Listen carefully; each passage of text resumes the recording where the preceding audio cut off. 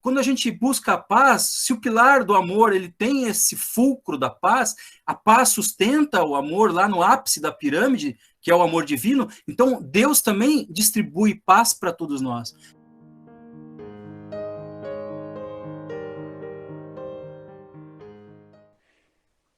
Esse capítulo, Brandos e Pacíficos. Então, do Fonte Viva, de Chico Xavier, pelo Espírito de Emmanuel, enquanto aguardamos os bens para o céu, o que temos feito na terra? Então, o 35 nos fala do estendamos o bem. Aqui, Paulo, aos Romanos 12, 21. Não te deixes vencer pelo mal, mas vence o mal com o bem. Repara que em plena casa da natureza, todos os elementos em face do mal oferecem o melhor que possui para o reajustamento da harmonia e para a vitória do bem. Quando o temporal parece haver destruído toda a paisagem, congregam-se as forças divinas da vida para a obra do refazimento. O sol envia sobre o lamaçal, curando as chagas do chão. O vento acaricia o arvoredo, enxuga-lhe os ramos. O cântico das aves substitui a voz do trovão. A planície recebe a enxurrada, sem revoltar-se, e converte-a em adubo precioso. O ar que suporta o peso das nuvens e o choque da faísca destruidora torna a leveza e a suavidade.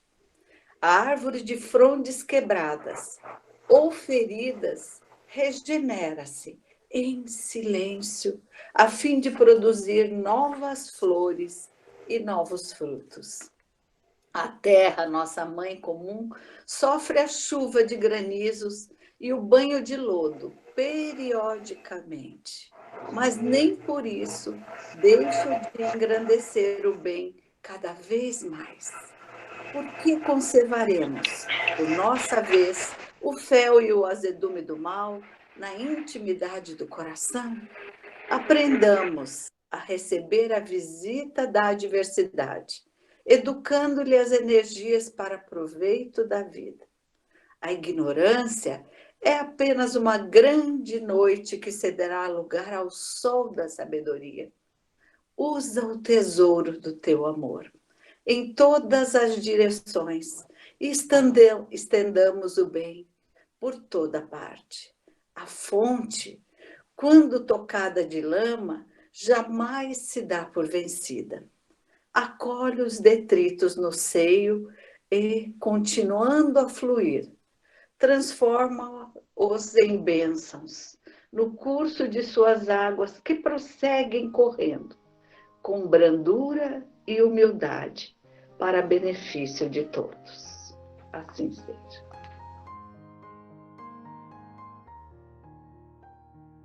Então vamos entrar em sintonia com o nosso Pai de amor e bondade, com o nosso Mestre, Irmão Maior Jesus, agradecendo. Agradecendo por essa oportunidade e nós reunirmos em um só pensamento. O pensamento de levar amor, caridade a todos que estão nos escutando e também aqueles que convivemos diariamente e assim criarmos um ambiente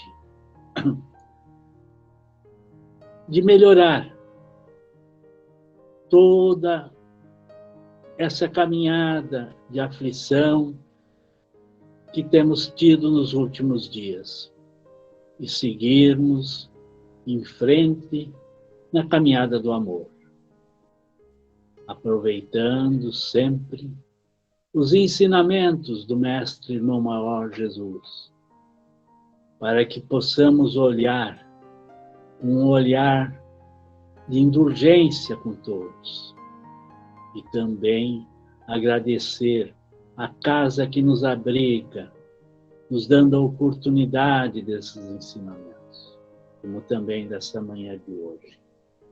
E que a manhã seja proveitosa para todos, e que o restante do domingo e a próxima semana seja melhor do que está sendo. E possamos fazer a nossa parte sempre. E assim termos um planeta melhor. Que assim seja.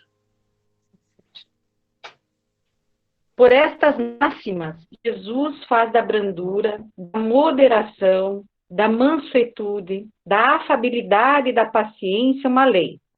Condena, por conseguinte, a violência, a cólera e até toda expressão descortese que alguém possa usar para com seus semelhantes.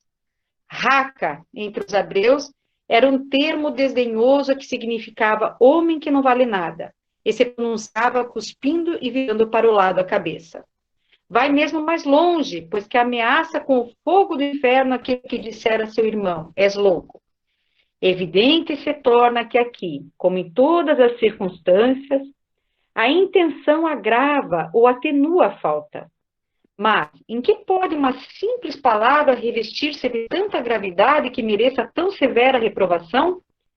É que toda palavra ofensiva exprime um sentimento contrário à lei do amor e da caridade, que deve presidir as relações entre os homens e manter entre eles a concórdia e a união. É que constitui um golpe desferido na benevolência recíproca e na fraternidade. É que entretém o ódio e a animosidade. É, enfim, que depois da humildade para com Deus, a caridade para com o próximo é a lei primeira de todo cristão. Mas, o que queria Jesus dizer por essas palavras? Bem-aventurados que são brandos porque possuirão a terra, tendo recomendado aos homens que renunciassem aos bens deste mundo e havendo-lhes prometido os do céu?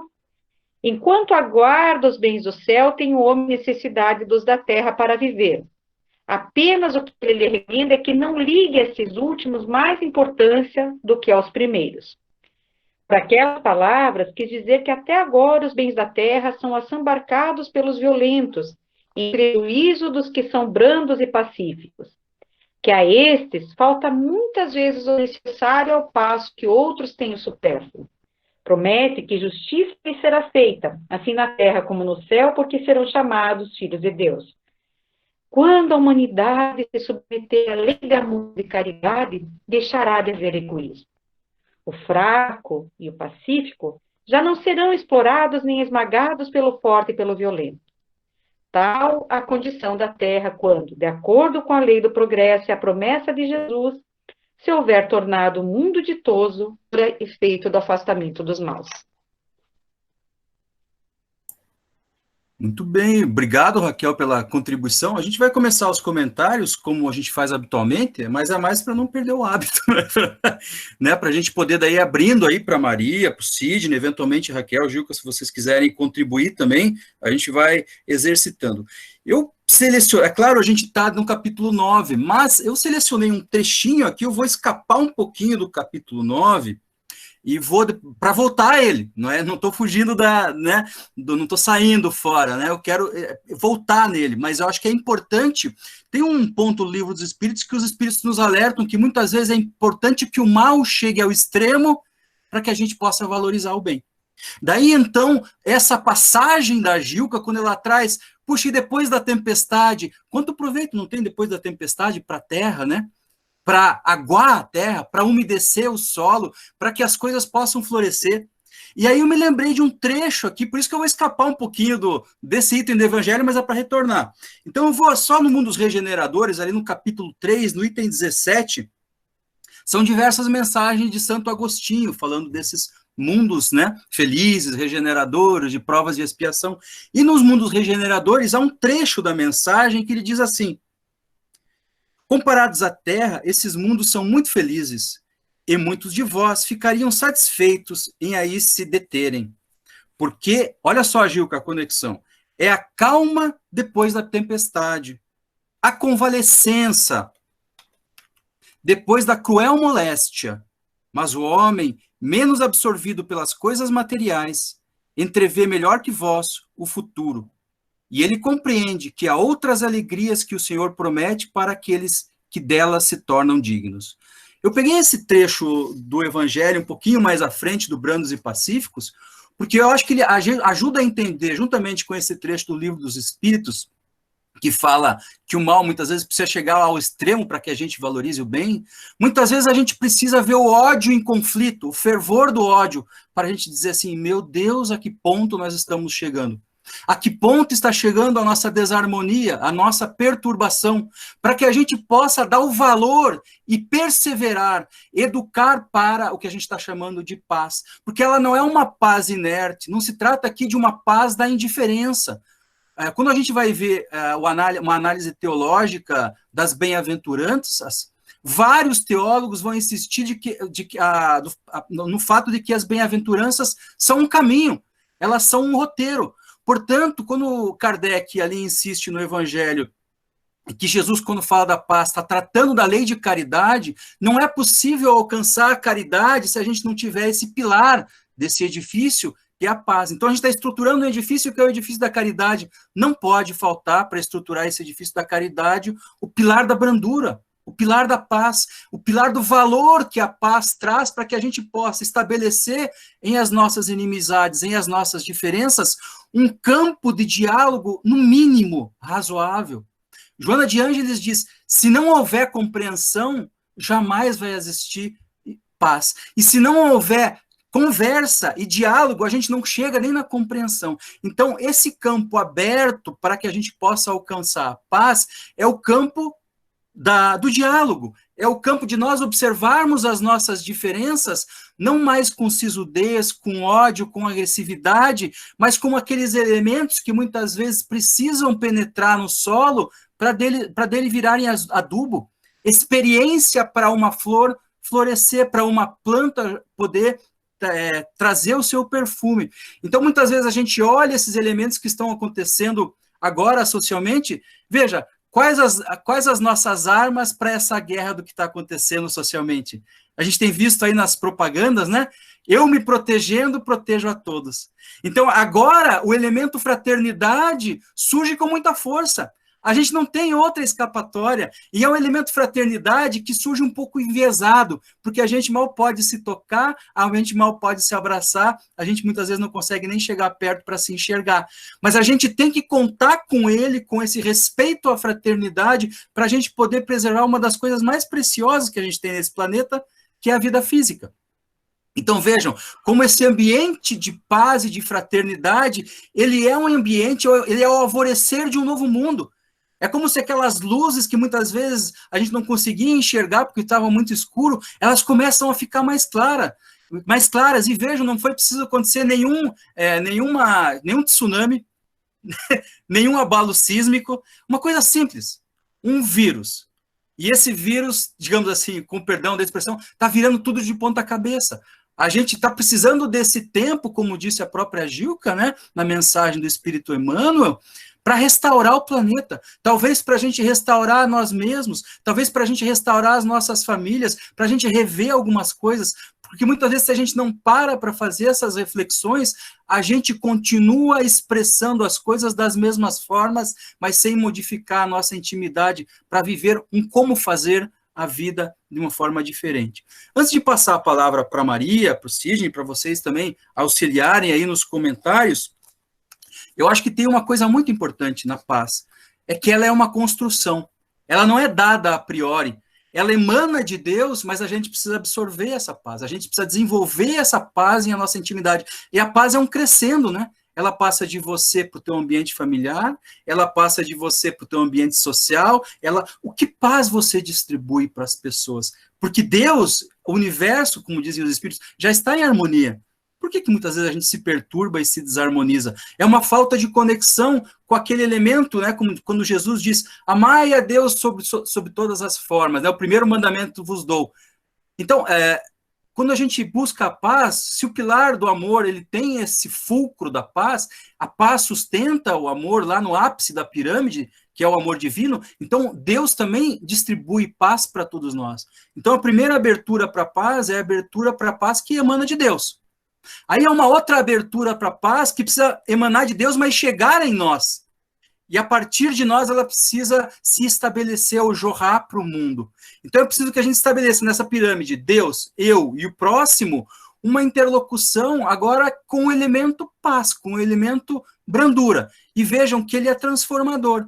Não adianta, diante de uma situação de agressividade, ódio, desamor, a gente tratar essa situação com mais agressividade, ódio, desamor. Vejam só a revolução que fez um grande pacifista como o Mestre Jesus, foi condenado e foi em paz. Vejam só a revolução que fez o Mahatma Gandhi, não só na libertação da Índia, isso talvez seja um dos pontos, né, da biografia do Gandhi que se destaca para nós, apesar da forma com que ele morreu, né? O que mais se destaca na figura do Gandhi para nós não é talvez a libertação da Índia, mas é a libertação das nossas próprias mazelas, do nosso próprio ódio. É isso que Gandhi fez. Gandhi não fez pela Índia, Gandhi fez um discurso de paz pela humanidade. Se a gente coloca ao lado da paz algumas palavras por contraposição, também a gente pode ver como a gente tem ainda dificuldade de trabalhar a paz. Põe um oposto da paz, violência. Violência em pensamento, o ódio. Violência verbal, o falar mal. Violência em ação. Você, muitas vezes, se tratando mal, porque essa vibração de violência fica te envolvendo fluidicamente. Então, a gente precisa se assenhorar da paz, e ela emana de Deus. Na medida em que a gente entra em contato com Deus, essa paz vai se assentando em nós, e a gente vai criando uma intimidade com a paz divina, e aí fica mais fácil da gente distribuir pelo mundo. Mas eu escapei um pouquinho do texto hoje, fiz umas provocações aí, mas é para vocês também poderem, seguindo o texto, falarem um pouquinho. Maria, Sidney, Raquel, fiquem à vontade aí para a gente comentar. Aproveitando essas provocações que você fez, essa fugidinha, eu queria fugir também para o item 7 desse capítulo, porque, veja, para chegarmos a essa paz que você falou, a essa ligação com Deus, a nos aproximarmos de Deus, um fator muito importante, e principalmente nesse momento que nós estamos vivendo, é o que nos traz o item 7 desse capítulo, que é a paciência. Sede pacientes. A paciência também é uma caridade, e deveis praticar a lei de caridade ensinada pelo Cristo, enviado de Deus. Então, quando você colocou esse momento que nós estamos vivendo, o quanto nós estamos precisando de paciência. Nesse item, Kardec coloca também que a dor é uma bênção que Deus envia a seus eleitos. Não vos aflijais, pois, quando sofrerdes. Então, esse momento de sofrimento, esse momento de dificuldade, esse momento de dor, a importância de sermos pacientes, a importância de perdoarmos aquele que Deus colocou no nosso caminho para ser instrumentos do nosso sofrer e para nos porem à prova a paciência. Então, o quanto nós estamos podendo aproveitar este momento se refletirmos um pouco. Quem são os mansos, os brandos? Nós vamos encontrar nos caracteres dos mansos os mesmos caracteres do homem de bem. Quem vai herdar a terra, então? Os mansos herdarão a terra. Portanto, ao trabalharmos pelo nosso crescimento moral e espiritual, para nos tornarmos, nos aproximarmos do homem de bem, nós estaremos, então, trabalhando também para termos o direito, para merecermos essa terra modificada que virá. Eu estava pensando numa das questões que você levantou, né? Como se assenhorar da paz, né? Como se assenhorar desse sentimento de pacificidade, né? Que pode nos melhorar e pode auxiliar para que o planeta também se reforme. E não tem outra maneira a não ser entendermos um pouco as leis de Deus. A gente consegue sentir Deus, o homem consegue perceber Deus desde quando ele era mais primitivo. Mas nós temos hoje a capacidade de entendermos melhor as leis de Deus, as leis que comandam o universo, né? E para ser brando, a gente tem que construir a brandura em nós mesmos. É uma construção do espírito. E aí eu também, como a Maria fez, vou um pouquinho mais à frente, no capítulo 9, e vou falar um pouquinho sobre a obediência e a resignação, né? Quando a gente consegue perceber um pouco melhor as leis de Deus, sermos, mesmo que a gente ainda não consiga sentir, né, os ensinamentos de Jesus e as leis do nosso próprio Pai, mas a gente consegue perceber que elas são perfeitas e a gente consegue começar a obedecê-las. E a obediência, então assim, passa a ser o nosso consentimento da nossa própria razão. A gente percebe, não, vou fazer isso porque isso é bom. Vou ser paciente, como Maria falou, porque ser paciente é bom. Vou ser caridoso porque ser caridoso é bom, né? Depois que a gente começa a trabalhar a obediência, trabalhando as virtudes nas nossas vidas, as virtudes que podem nos libertar, a gente começa a se resignar a elas também. E a resignação é sentir as virtudes, é sentir as mudanças que as virtudes fazem nas nossas vidas. A resignação, então, seria, como os Espíritos nos dizem, o consentimento do coração, né? É perceber que as leis são justas, são sublimadas, são perfeitas e que o nosso Pai é o nosso Pai de amor. E aí a gente percebe que o trabalho de pacificação tem que se inspirar num profundo sentimento de amor ao nosso próprio semelhante, né? Pensando na construção que você fez, amar a Deus sobre todas as coisas e ao seu próximo como a si mesmo. Então, esse amor que vem de Deus, ele passa por nós e também abraça o nosso próximo. E você citou o Gandhi, e Gandhi dizia também que não tem como a gente destruir o ódio com ódio. Só sendo pacíficos que a gente vai acabar com ódio. Voltando ao texto inicial, o texto maravilhoso que a Gilca trouxe, né? Eu vou repetir aqui, a ignorância é uma parte dele, é apenas uma grande noite que cederá lugar ao sol da sabedoria. Um dia, todos nós deixaremos de ser ignorantes, né? E colocaremos nas nossas vidas e no planeta Terra, que será herdado pelos brandos, pelos mansos, pelos pacíficos, as leis de Deus, né? E aí a sabedoria reinará aqui na Terra e nos nossos corações também. Na parte realmente que eu li no começo, fala no final, quando a humanidade se submeter à lei de amor e caridade, deixará de haver egoísmo. Então, né, tudo que foi falado aqui na questão de nós estarmos isolados e, ao mesmo tempo, temos que desenvolver essa solidariedade, olhar para o próximo, né, olhar para o nosso próximo. Quem é o nosso próximo nesse momento? Né? O nosso familiar, é com quem nós mais devemos ser brandos, mais pacíficos, né? A paciência que foi falado aqui também pela Maria também. Então, nós temos que utilizar realmente dessas ferramentas que o Evangelho nos traz, e algo que eu sempre penso é que esse Evangelho que Jesus nos deixou tão amorosamente é para nós utilizarmos no nosso dia a dia. Chegou esse momento, né? De nós realmente colocarmos em prática. E olha quantas ferramentas nós temos, olha quantos ensinamentos nós recebemos somente em alguns minutos aqui nessa nossa conexão com o bem. Então tá. Então vamos fazer esse instantezinho de parada, de silêncio dos nossos pensamentos, para que possamos receber não só nós, mas também o nosso ambiente doméstico, as vibrações, Senhor, dos amigos espirituais do Centro Francisco de Assis, que nesse mês comemora mais um ano de vida. Gratidão, Senhor, a esses amigos invisíveis, porém não insensíveis às nossas almas. Gratidão, Senhor, por tudo que eles têm feito por nós, por tanto que têm feito por nós. Recebam o nosso abraço, amigos, enquanto vocês também nos envolvem em ondas de paz, que foi o tema de hoje, em ondas de fraternidade e amor, que não se constroem sem a paz. Permite, Senhor, esses fluidos favoráveis penetrem o lar de todos alcancem os nossos e renovem a nossa intimidade. Pedimos pela nossa instituição, seus dirigentes,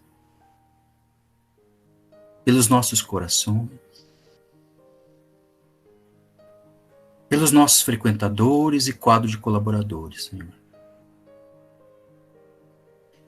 E por que não estender, ainda que timidamente, de acordo com as nossas forças, essa onda de benevolência e paz para o nosso país, para o nosso planeta. Que possamos, então, continuar nessa vibração de paz, de harmonia, agradecendo sempre ao Mestre Jesus, porque foi e sempre será o médico das nossas almas, que nos traz a mansuetude, a paz, a harmonia, a caridade. Agradecer também aos benfeitores da Casa Francisco de Assis, que sempre nos intuem, nos ajudam a seguir nessa caminhada. Rogando sempre que Deus e Jesus esteja conosco, nos iluminando, nos guiando, nos fortalecendo. E nós, de certa maneira, façamos ser merecedores dessa paz do Cristo. Sigamos em frente como aprendizes do Mestre Jesus. Que jamais esquecemos os seus exemplos de amor para conosco. Esteja conosco, Senhor, hoje e sempre. Que assim seja.